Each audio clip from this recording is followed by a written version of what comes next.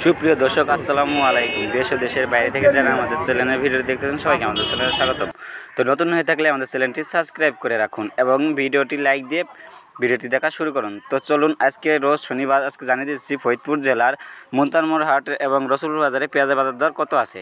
তো ভালো মানের যেটা পেঁয়াজ সেটা আজ রসুলপুর বাজারে বিক্রি হচ্ছে 1900 টাকা করে মন, এবং যেটা মাঝারি সাইজের পেঁয়াজ সেটা আজ বিক্রি হচ্ছে 1850 টাকা করে মন, এবং যেটা নিম্নমানের পেঁয়াজ সেটা আজ বিক্রি হচ্ছে 1600 টাকা করে মন।